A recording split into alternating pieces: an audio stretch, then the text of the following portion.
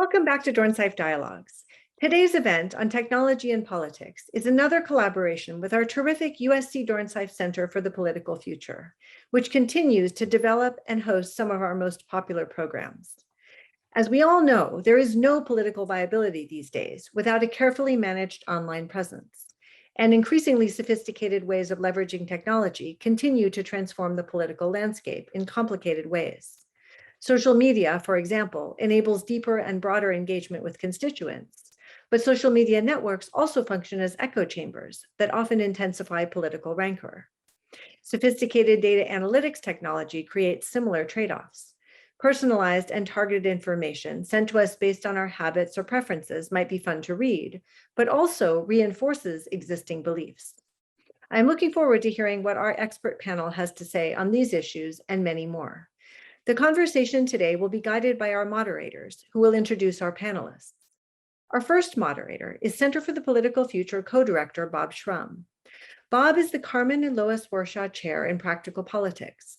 He is among the most sought-after Democratic political strategists, with an unparalleled record of consulting for high-level campaigns and administrations. Mike Murphy, our other co-director, is one of the most celebrated Republican strategists in the nation. Mike has worked on 6 Republican presidential campaigns and has led more than 20 statewide campaigns to victory. He is also an in-demand political pundit, appearing frequently on NBC, CNN, and NPR. Bob and Mike, take it away. I'm Mike Murphy. I'm co-director of the Center for the Political Future at USC. Joining me is our esteemed director, Bob Shrum, and a very esteemed panel to tackle this incredibly important and powerful topic, a topic I've been looking forward to for months to have this panel and discuss it. So let's get to it, and I'm going to introduce them. Joining us is Morteza Dehghani, and I apologize if I might have mispronounced your last name, Morteza. He is an associate professor of psychology and computer science in that critical intersection here at USC Dornsife. He is an expert in semantic analysis, especially in political language and social media, which is where all the power of the conversation is now. His research spans the boundary between psychology and artificial intelligence. Very excited to talk about that. Cheryl Horry is the founder and chief strategist of Pacific Campaign House, a full-service digital agency serving nonprofits and political organizations. She was deputy digital director in 2016 for the leading pro-Hillary super PAC, Priorities USA Action. John Patzakis is the executive chairman and founder of a software company called X1 Discovery.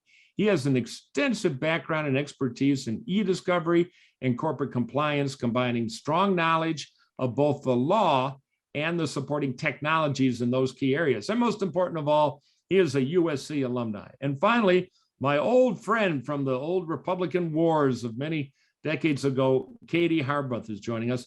She was a public policy director at Facebook for a decade, where she was credited with building a global team responsible for managing elections and working to get global governments and elected officials from all levels to use Facebook and Instagram as a way to connect and engage with their constituents. She is also the founder and CEO of Anchor Change, a civic tech strategies firm focused on developing solutions at the intersection of tech, policy, and business, focusing on global issues related to democracy, elections, and civic engagement online. And let me say, by way of full disclosure, I have been in the past a consultant to Facebook. I currently do a newsletter for their bulletin program with Robert Gibbs called hacksontap.bulletin.com. It's free, comes every week. All right, but we're getting some Facebook fastballs, I think, in the question department. If you notice on this technological platform, Zoom, we're now on, you can click and ask a question. So we're going to have a discussion, but we're going to leave time for your questions. So send any really tough ones to Bob. Send me the softballs, then I'll read them to the panel and they will answer. So let's kick us off. You know, back in the Bronze Age of politics, when I started out, Shrum started in the Stone Age. I was a little later in the Bronze Age. When you go to a local campaign, the key thing the campaign manager had, let's say you're running for state representative or mayor of a smaller city, would be a lockbox, you know, gray steel key. You'd open it up and there'd be $500, $1,000 maybe of stamps in there. And volunteers would come in and there'd be postcards and things you sign, and they'd dole out the stamps like gold coins, but that bought communication. Well, now in the digital era, the stamps are free. Is that good? Is that bad? We're going to debate that and delve into it, but we know the impact is tremendous. So let me kick it off to anybody who wants to address the topic, and feel free to jump in. We're not super formal in these things. What do you think are the biggest things that technology, particularly digital technology, has done to change politics, both in the fundraising area, the mother's milk, as it's often said, and in the political communications area, and in voter psychology, how people consume information, what they trust, what they don't trust. Big topic, I know, and we're zeroing in on more, but let's kick off with that big picture. What are the biggest impacts? Who would like to start? I'm happy to jump in.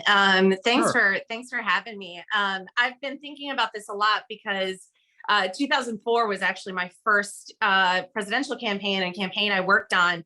And that was the era of the e-campaign, right? And there's actually a lot of things from that era, micro-targeting, even though it wasn't online, it was offline ads, but and the rise of bloggers all started in that election campaign period. And when you think about just the rapid rise and change of technology over the years, we never really had a chance to really catch up and think about, we had a very utopian view of what this technology was going to be and what it was going to do in terms of potentially democratizing our elections, helping more voices get out, et cetera, which I think has happened. But now we're in this, what I call reckoning phase of trying to figure out, like, do we really like what some of these things have been? For instance, I think about the impact of small dollar donations. At first, that seemed like a wonderful thing to be able to get, not be reliant on big donors. But now you have candidates who will go and say more extreme things to try to get those small dollars from all around the country. And it actually can, be giving us different incentives towards what our politicians are saying and what they're doing on these platforms.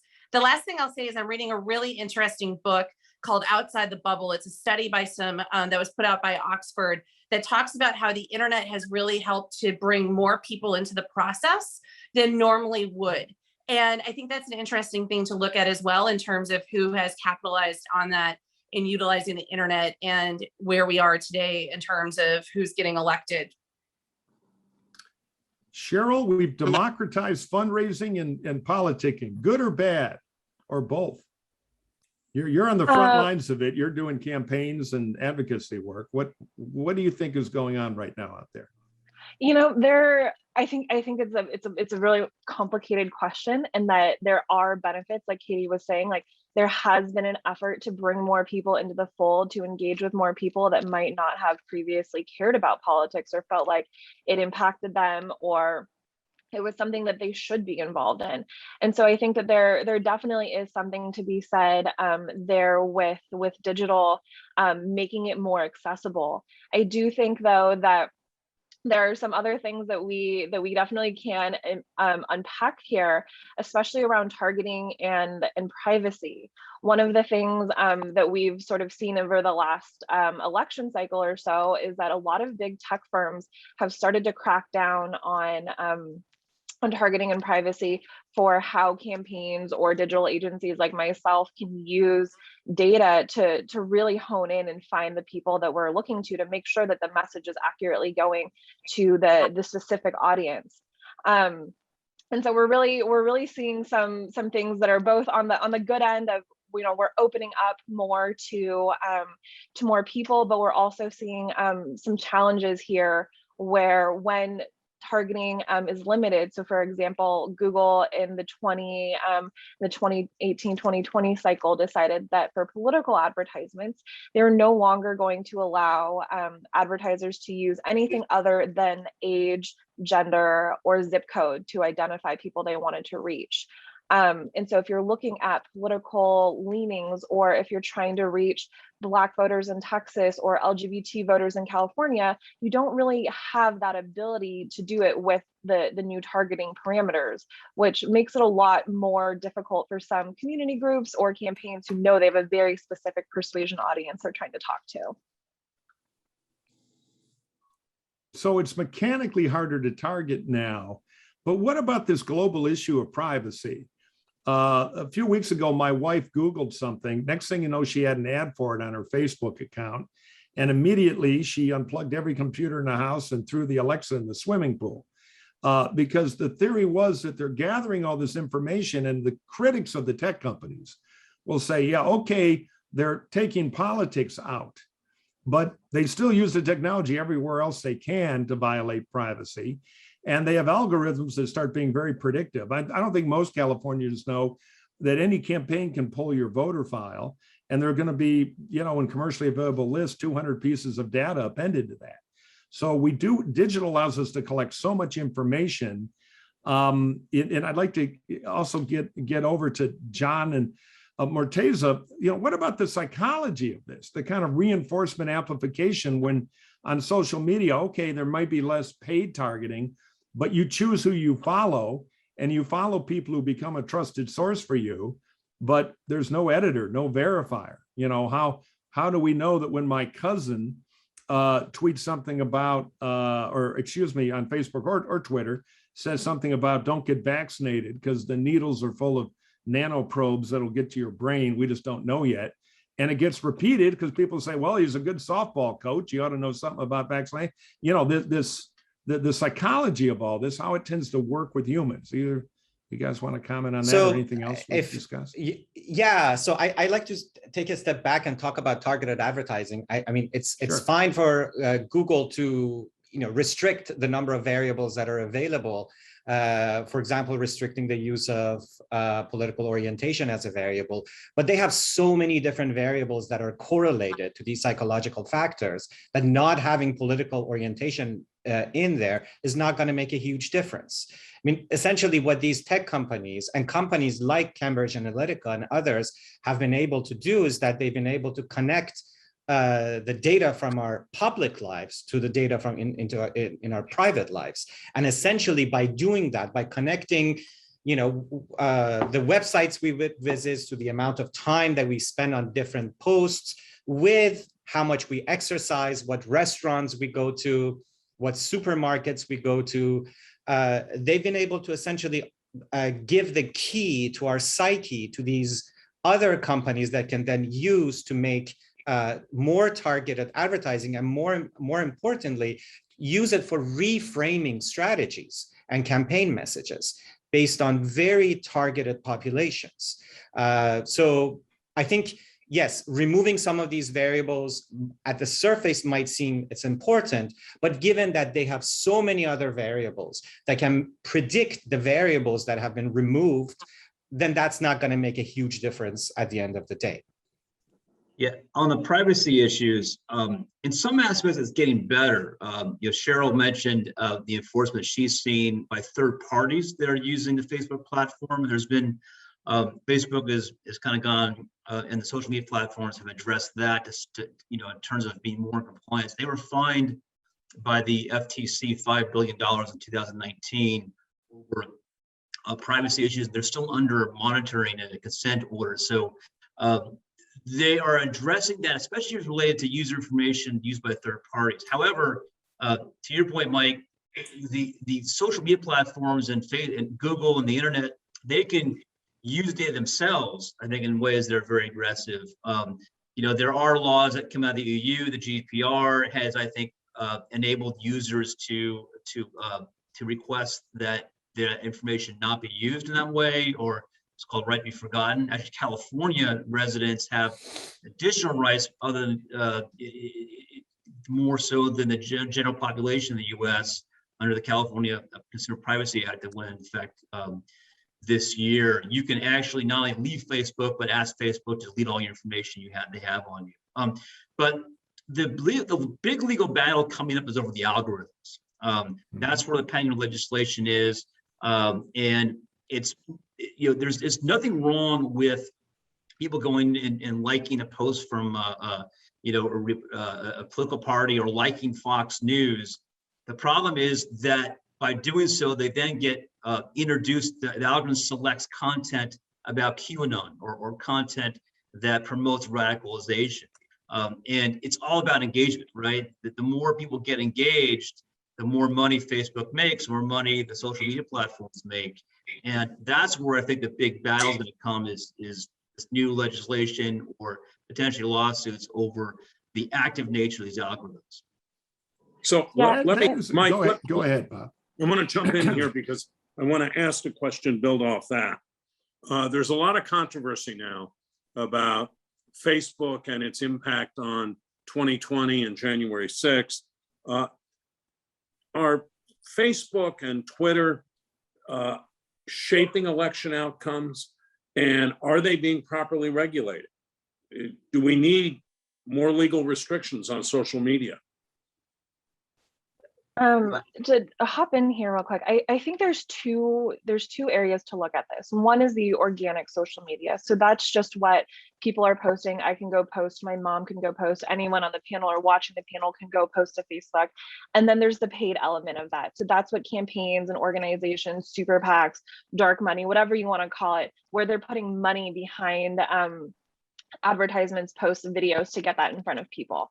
And so on the organic end, I think that what John was touching upon with the algorithm is that at the end of the day, we have to remember that Facebook is an ad platform.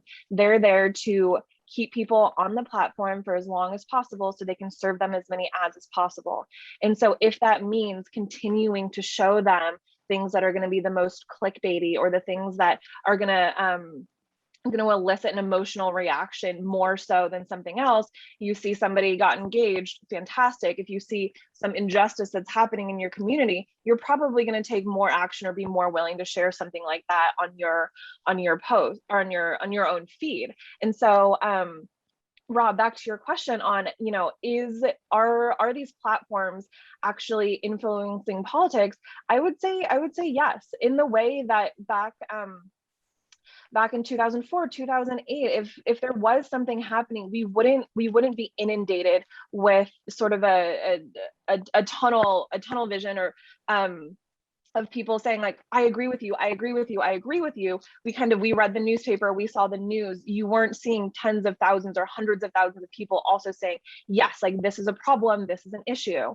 And so I think that just that positive reinforcement for people and pushes them to the extreme on either end. And to your question about are some of these new things being enforced from the paid end of that to the advertising end, I would say no. We saw in the 2020 cycle, there were a handful of rules that Facebook had put forward. You can't say things like election day is tomorrow or election day is today, when they put an ad moratorium, so no new ads within a certain period of time. And we saw campaign over campaign that those rules were being broken and those ads were still being put out there.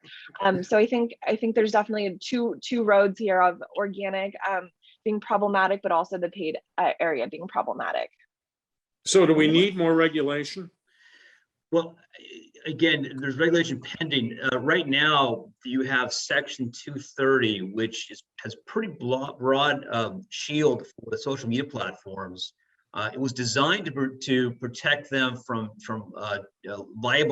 liability and defamation, right, but it's been applied more broadly. So what's happened is Congress, both the House and Senate, introduced legislation last week to specifically target, not to get rid of 230, but to amend it so that if there are active algorithms that introduce content that incite violence or provide misinformation regarding health information during a pandemic, then that would remove the liability. Then it's got to pass constitutional muster, and there is First Amendment concerns that I think really need to be litigated over this, because that's no certainty there. Katie? Yeah, that strikes me as a big part of this. Go ahead, Katie, and then I'll chime in with my follow-up.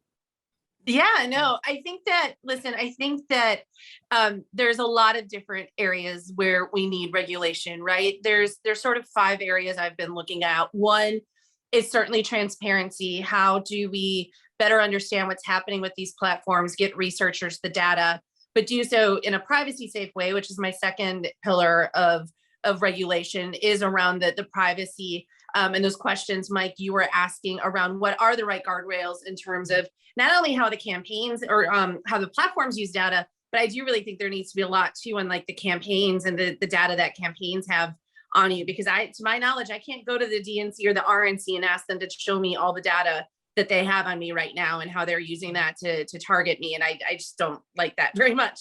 The third area is really around definitions. You know, Cheryl was talking about ads and all of those things that Facebook tried to do. Full disclosure, I was super involved in a lot of those decisions, but even defining what a political or issue ad is.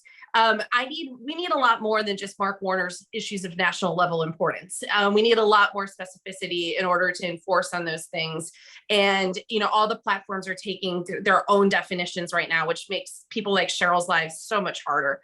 I think the final two areas where we need to look at regulation is how do we encourage more competition? I like looking at data portability, where it would make it easier for you to port your network of people from one platform to another. Those of you who remember 2015 and the live streaming app Meerkat, it was taking off because it was utilizing your Twitter network. And then when Twitter cut them off, they pretty much dried up and died. And so is there a way to foster more competition in that way? And then the final thing is we need accountability for CEOs like Mark Zuckerberg. I think one of the things people really don't like is that there's no real way to hold him accountable. It doesn't feel like he can be fired in any way, shape, or form for the decisions that he's making. And given how big a platform like Facebook is, that just, I think, drives people really bonkers, and there needs to be more accountability in some way, shape, or form. So I don't know what that would look like, but those are some of the areas that I look at for regulation. Yeah, Morteza, Facebook was used, from what we are now learning, to spread the lie that the election was stolen, and to get, you know, somewhere between 35 and 40% of people to believe that, and a very high percentage of Republicans. Isn't that a fundamental threat to democracy and to the credibility of the system? Absolutely. And I think this goes back to Cheryl's point about the false sense of consensus that these social media platforms provide in echo chambers. So when as group is started, you might have a few people, but as like-minded individuals join the group, people start thinking that everybody in the group has the same type of worldviews, and that can be dangerous. We have research now showing in Gap and other alt-right media sources, as clusters in the social network become more homogeneous in terms of the type of moral language that they use, the rate of hate speech in the clusters go up. And we have experiments showing that by simply telling people, by assessing their moral worldviews and then telling them that they'll be joining a Facebook group in which other members share the same moral worldviews, they're willing to take much more extreme action to protect that group. Now you can imagine these groups, and you have Trump's moral rhetoric encouraging people to go and fight for their rights. And then this echoing in these chambers, and people having this, again, false sense of consensus that everybody thinks that this is what's going on. This can be very powerful and very dangerous. You know, there's kind of a presumption in the world of social media from when it first burst on the scene that letting people, back to my stamps analogy, talk to each other for free quickly in the digisphere.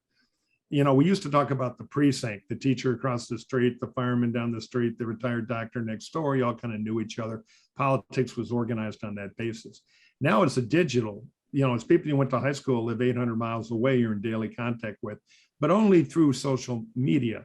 So I get that sharing information about model railroading or grandchildren is easy and pretty harmless. But are humans built to share political information this way, where the incentives, the stamps get bigger, the hotter the information?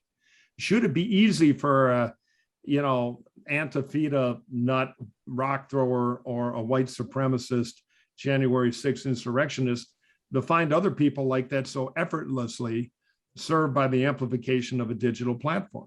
I mean, we kind of have assumed it's all good. We give you ways to opt out, but are people, are humans up to the task of communicating politically in these digital environments that have so little friction? You know, just to step back a little bit, should it be, well, I'm normally a free speech guy, but there are a lot of other ways to express your free speech other than putting up a post on Facebook. And if you've got a following, will be sticky, and then the algorithms will amplify you, or the Google search algorithm will push you to the top, or whatever it might be, let alone whether you get to add money to it to spread the fire more. That's a question that I don't think has been asked a lot, but I think there's a case, like what happens, and I don't mean to go on and on, but the next step, and this is a psychological issue, Morteza, maybe you start. We're going to have really good deep fakes. We're going to have Abraham Lincoln being very believable. We're going to have the candidate doing terrible things, and it's going to spread. So is the technology too advanced? Like, we don't let everybody drive a rocket sled for people to share political opinions on, or is that too draconian and anti-speech? No, I'm with you. I think because of the nature of our species, we are very much tribal, and we value the in-group, and we push away the out-group. And that's how we've evolved. When we used to live in villages, we wanted to make the cohesion of the group together to protect our group. And one way to do that was to push the out-group away, and not let the out-group, which might have dangerous ideas or even dangerous pathogens, into our group. And that's how we've evolved.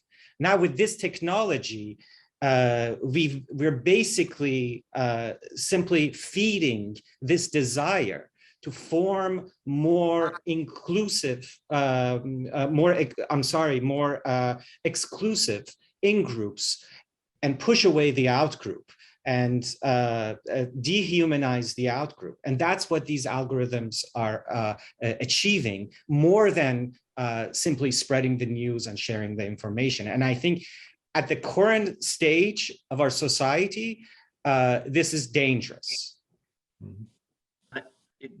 Really good point. And the other problem is the misinformation, because there's the NYU study recently that showed that misinformation on Facebook was 6 times more likely to be shared. And that's because you can craft misinformation to be as incendiary and engaging as you want, because it's false. Whereas the truth is always more nuanced and complicated, right? This is and on technology and politics, but to Morteza's point, it's really about tribalism. That's in the sense of grievance that's really being fueled here. But the thing is that Facebook, I think a really important point is Facebook can turn us all off overnight. And these algorithms are code, and they're very specific what they're doing. And they just, they have the shareholders also to answer to on the other side. I mean, Facebook actually got sued by the shareholders for accepting the $5 billion settlement from the FTC. So, the board of directors of Facebook just can't do this overnight and allow their profits to tank. I think they all get sued by the shareholders. So in some cases from the corporate world, and being inside, I've sat on public company boards, and sometimes we want regulation to provide the uniformity, predictability, but also give us the reason to comply. So I think that's really what has to happen here. There has to be meaningful regulation. I think you'll see it first out of Europe. They're already moving to regulate these algorithms. So I think that will be where I think the impact will be first seen. If we regulate algorithms, just a criticism from the right, Facebook always, it's funny, both sides agree they're mad at Facebook.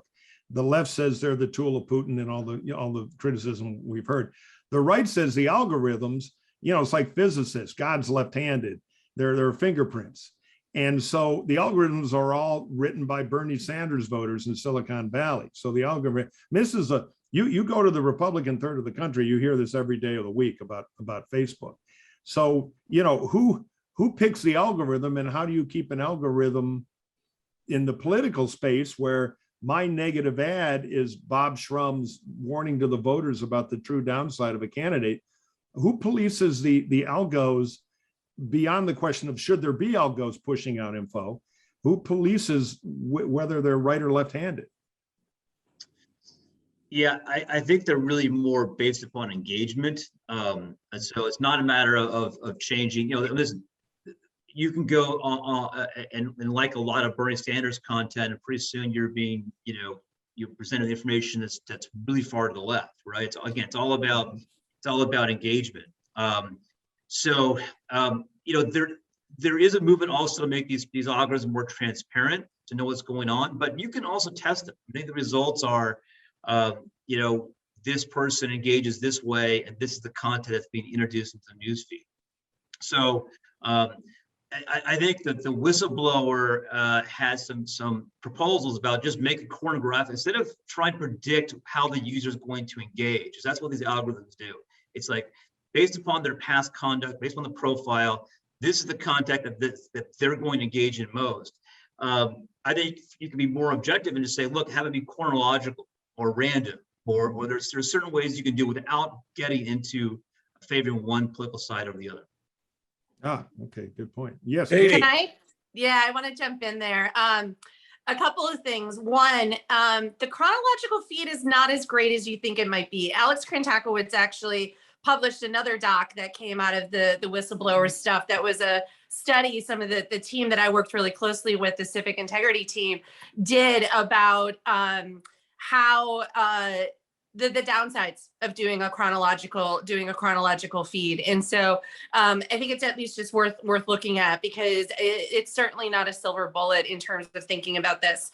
The second thing is that I think it's really important to remember there's a couple of different algorithms when we're talking about this. There's the algorithm that's sorting the content you've already chosen you want to see, the stuff from your friends, the stuff from the pages you've liked. And then there's the separate recommendation algorithm that shows you new content that you might want to see based upon those things that you've liked. And there's been concerns around both of those types of algorithms. And then there's a third one of the types of ads that you see, and all of those are playing into what you see in your newsfeed. And so I think as we're thinking about some of this, and in fact, some of my former colleagues on the civic integrity team launched an Integrity Institute today, integrityinstitute.org, and they've got some recommendations on what algorithmic transparency might look like, so people can have a better sense of what are the inputs that these companies are using going into those algorithms. And then there are some folks like Daphne Keller and others who have some interesting recommendations around, do we start to give people different options of how they want to sort their content based upon what they want to see. And so I think there's a couple of different interesting ways to potentially go at this. So I want to talk about a very simple algorithm. Oh no, go ahead, Cheryl. I was going to say, I think one of the things that we talk about a lot, especially like in regards to the 2020 election and to what happened on January 6th, is Facebook.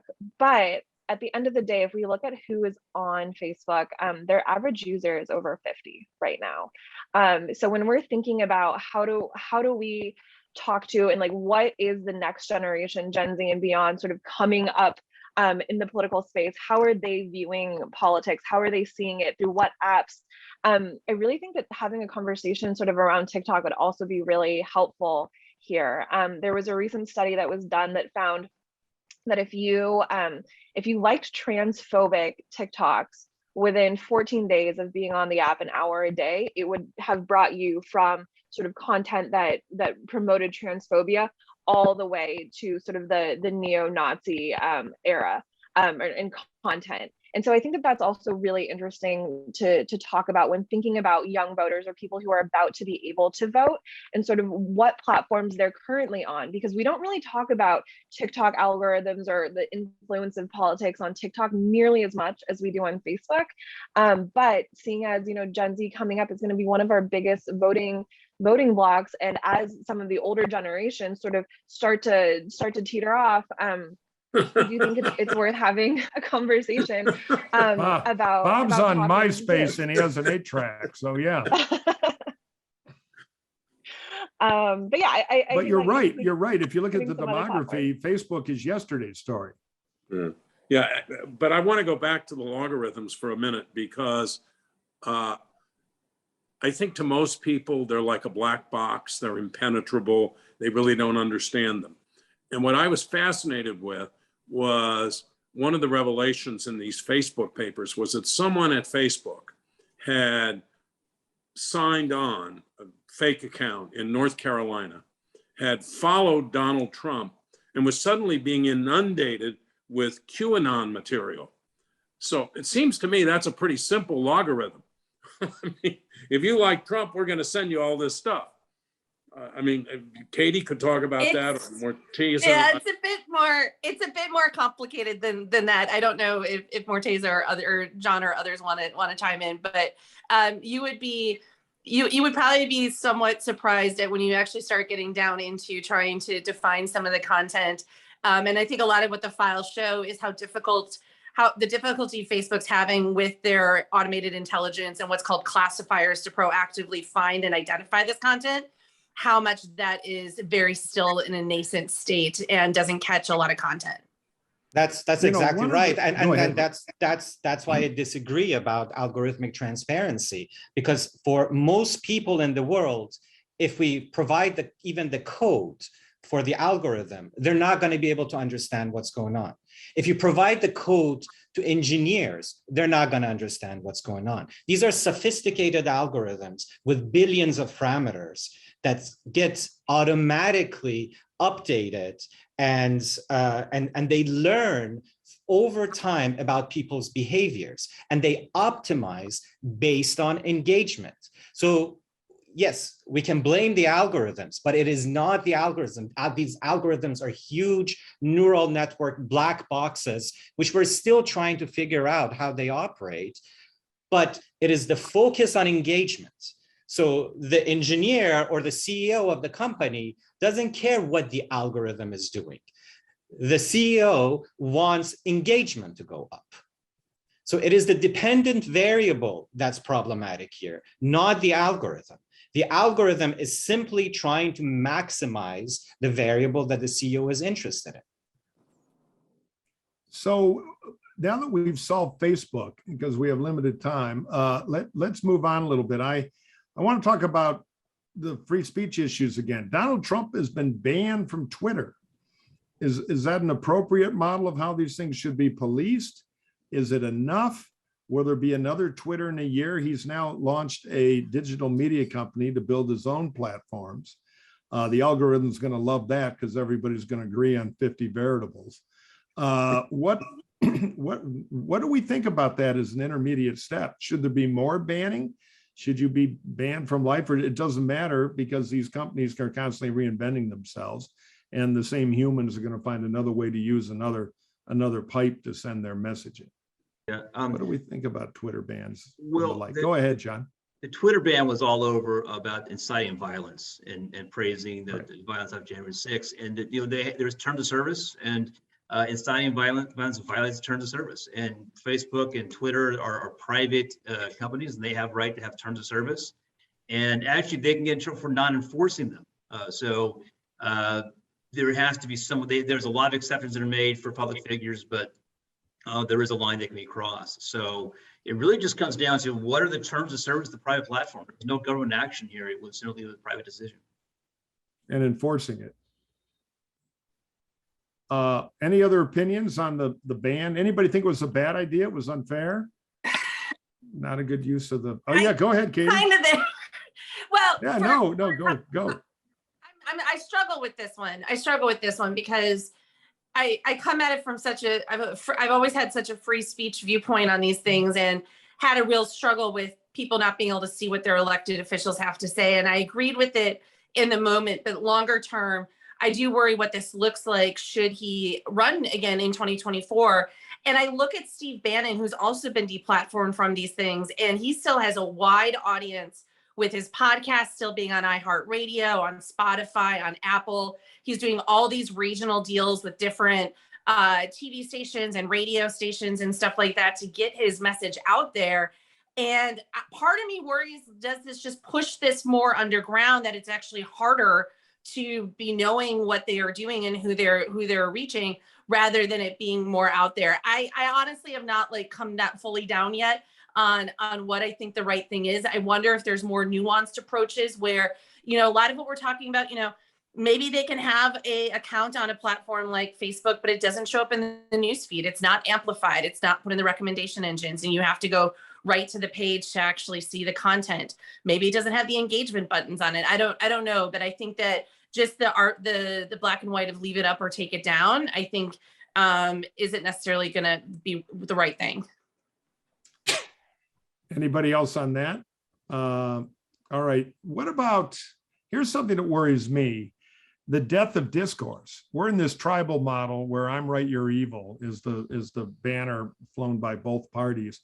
Does telling us, or does realizing the fact, rather than telling us, that the next generation of voters, if you want to talk to them, you need 9-second TikTok videos, because that's all their attention span is going to reward. And of course, algorithms that say, oh, the shorter stuff works better, so favor the shorter stuff because we get more engagement and the CEO make another 100 million. But meanwhile, they live on these platforms. How do you explain this complicated stuff in an 8-second emoji-filled, video stimulating universe? Or do you just say, go team? Is that a problem, or am I an old fogey overreacting to it? I can start with this one. I think that a lot of a lot of what we do when we think about our outreach and our audience is sort of one, meeting them where they are. So if we're trying to talk to young voters, we're probably not going to spend a lot of time on Facebook. No offense to those who do.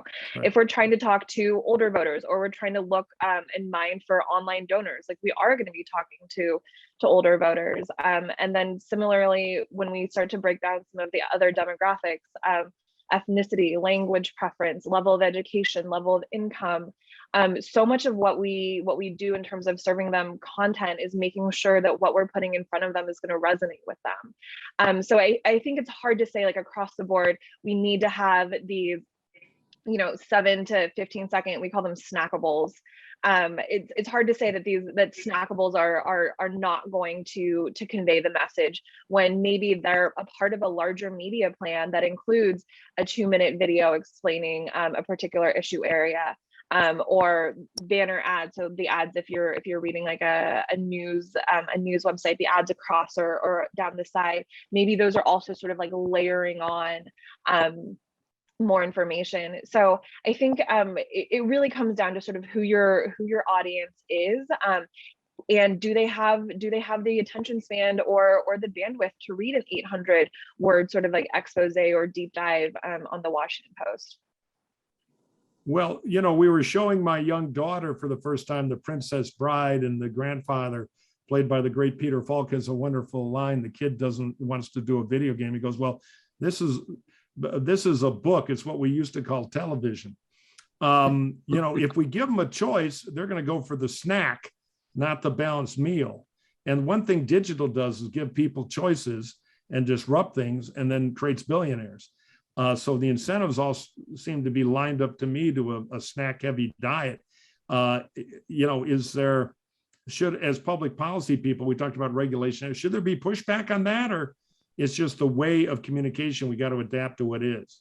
I think that the last thing you said really hit it on the head, that it is the sort of the way of communication. And I think that it's something that we've seen sort of generation over generation. When the radio became a thing, and people weren't just exclusively reading newspapers, there was that same sort of feeling when TV became a thing, when streaming became a thing. Every generation, every decade has that sort of pivot and shift. And I think when we're talking about it, and especially like myself as a practitioner, it's less about like, how can we combat what we disagree with or we don't think is the most effective, and really let the data speak for itself. Like, what is effective right now? What is working right now? And really just let the data drive our approach and our strategy. Let me jump off that. And before we go to audience questions, ask each of you a general question. Are you fearful about the future of democracy in this digital age? And would it have been different if Donald Trump hadn't come along? And anyone can start, but I'd like to hear from each of you. I'll start. Yeah, I mean, I am fearful. And I think that, we had a panel about this last year on tribalism. And one thing that was emphasized is that leadership does matter, because it's the job of the leaders to appeal to the better angels of our nature, not the worst angels of our nature. So I am fearful. I do think that Donald Trump has been transformative, for better, for worse process. Morteza, are you fearful? I am fearful as well. I I see Trump as a consequence, not as a cause, though. I think this is more of, the properties of our society and the properties of how the technology is affecting our society, and not just the US. I mean, we see Donald Trumps all across the world. We see Donald Trump in Hungary, we see a Donald Trump in Brazil, and we see them all over.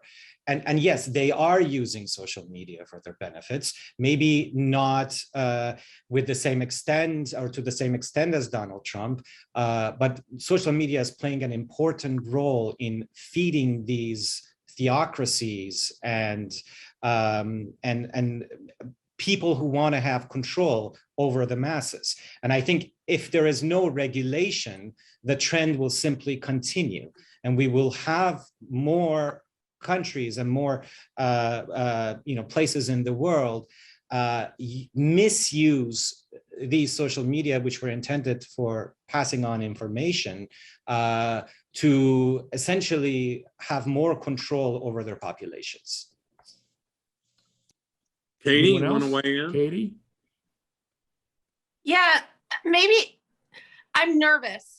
I don't think all hope is lost yet, but I think the next 5 or so years is where the die might be cast if we don't act or don't take some actions. And I'm in particular very nervous about 2024, because not only will there be the US presidential election that year, but elections in India, Indonesia, Ukraine, Taiwan, Mexico, the UK, and the European Parliament all in the same year. And that's never happened before, that we've had those countries all go to the polls around the same time. And I'm worried that companies, civil society, the media, governments, the international organizations just are not ready for that many elections to be happening all at that same time. Plus just the fact it's going to be such a huge geopolitical moment in terms of potential changes around leadership. And I too, sort of echoing the sentiment of everyone else on this panel, I too am very, very nervous and fearful about the future of our democracy. I'm completely in favor of regulations, with the caveat that these regulations really need to be done with sort of with a scalpel and not a hammer. I think that we've seen from a lot of Senate committee hearings and things like that, some of the people who are being tasked with making these regulations and working on legislation just aren't in it every day. And so they think, we're going to put this regulation up, it's going to help solve these things, but without really knowing or understanding the nuance of, well, this might actually impact voters of color more, or this might impact women voters more, and have a negative impact there. So I am really, really fearful, both sort of on the direction of where political discourse and conversation is going, and levels of extremism, but also when it comes to regulations, I don't have a lot of confidence that the regulations are being done or being created by people who necessarily have a really nuanced understanding of the impact of what those regulations are going to be. So one quick contrarian point, and people should send us questions because we're going to that in about 2 minutes. So please send them into the chat room. I hear a lot about digital technology is wonderful because it's democratized fundraising, taking it away from the big bundlers. I actually take the opposite view. In the old days, you needed money to communicate with people with advertising. So you would go meet with small groups of elites, labor union leaders, if you were on the left, constituency groups on the right, the Chamber of Commerce, ideological leaders, who might be ideological, but they were pragmatic. Now, if you get really mad on an email list, the Marjorie Taylor Greenes of the world can get money on their own with no borders or control. So has democratizing fundraising been wonderful, or has it frankly been a disaster? I think that's a really dangerous conversation to walk into, right? Because where is that line drawn of this person is qualified or this person is pragmatic versus where they might be kind of a nut. And I think that when lines like that are drawn, they typically tend to be drawn not in favor of people of color and not in favor of women. So when thinking about that, I think it's kind of a complicated question to ask when we're thinking about segmenting who should be qualified to give and who shouldn't. Well, let me just qualify. Anybody can give, but I'm talking about elites used to, there was a filter process that wasn't so much ideological, but pragmatic. I don't score Marjorie Taylor Greene 2 pluses for being female in a Congress that doesn't have enough women, and only 1 point for being crazy, because she has her own fundraising list and she can raise $5 million and is almost untouchable through digital fundraising. So I take your point, Cheryl, about you don't want the filter to overreact, but it has. I mean, if people disagree, I'd love to hear it. Has democratizing low dollar fundraising to take the power away from the gatekeepers been a good thing, a bad thing, or I guess the easy answer is a mixed thing? Anybody think about that? It's one of my bugaboos. Maybe I'm totally wrong. I think that I've been thinking about it a lot because I think it's the incentives that it's encouraged, right? Again, Right. because of the fact that you can go and you can fundraise across the entire country. And I can't believe I'm saying this as a Republican, and I don't think I would have said it a few years ago, but like, do we make it that people can only fundraise from people in their district or the people that they represent? Would that change the incentives at all? I don't know if it would or not. You know, you find that these things tend to just move. There could be unintended consequences no matter what. But I do think that, like, again, this is one of those things that I feel like I don't want to throw the baby out with the bathwater in terms of some of the very good that it's done in helping people to be a part of these campaigns, but it absolutely needs some more guardrails around it. Okay, I think it's time for questions, unless anybody has a wrap-up thought they'd like to contribute. Question 1 is from Rich Procida. Some people blame social media for the, excuse me, I've been fighting a cold. Some people blame social media for the disinformation and division in America, but the main cause, according to Rich, is the massive dissemination of false propaganda by major media outlets, politicians, and foreign governments. How much of this attack on social media is an attack on regular people's speech rather than addressing the actual sources of disinformation? Anybody? I thank you for that question. I think it's a really interesting question and an interesting conversation to be had. When it comes to social media, I would think about it less as sort of the end all be all and more of a vehicle to get information out there. So when we think about some of the more extreme news networks like OAN, InfoWars, conversations like that are happening, a lot of how they get that information out there is through social media. So while Facebook might not be the people that are producing that content, and that content might be being produced by these separate independent outlets, a lot of the way that that information, the language, the video clips, the posts are through social media. And I think that sort of opens up a conversation about accessibility, right? Like, am I going to go to a very specific news website every single day just to look at what they're posting? Or am I going to go to a social media platform where I can see everything from friends and family, and then I'm also getting included in sort of the wave of political news information? So I think there's a little bit on both ends, but it's important to remember that Facebook and social media does open up accessibility where it might not have happened before. Yeah, you know, and good point. And you know, I have another perspective from the legal standpoint. We track computer evidence, you know, whether it's in corporate networks, but also on social media. And you talk to litigators these days, they'll say that social media is the new email, and that's where all the evidence is. And I've been tracking the January 6 cases. You look at the indictments, and 90% of the evidence that the prosecutors are citing in their indictments come from social media platforms. And the reason for that is that, again, the users want to get engaged themselves, right? They want as many likes as possible, as many retweets as possible. So by doing that, you got to post, make posts that are compelling. And you know, it's easy if you're a celebrity to do that with your own content, but for everyday folks, you know, a lot of that can be done through incendiary political content. But it's also content that can incriminate you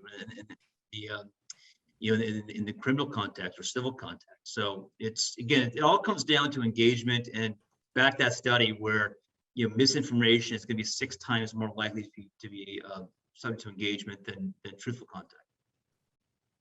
So a question from Matthew Watterson: if the tech companies can predict my consumer behavior nearly better than I can right now, As their algorithms become smarter and more sophisticated, it's not too far-fetched to think they will one day be able to not only predict my behavior, but also to influence and drive my behavior.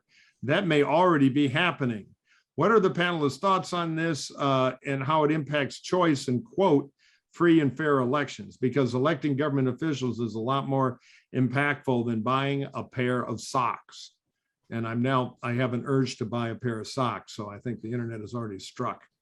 Or maybe it's the George Lakoff, don't say buy a pair of socks. Now we're all thinking about buy a pair of socks. What do we say? Does it control behavior? Could it? Or just it's effective to nudge It absolutely people? can. I mean, if Yeah. it can control our consuming behavior, it can control many different facets of our lives. And it already does. It already controls what we look at. It already controls who we listen to.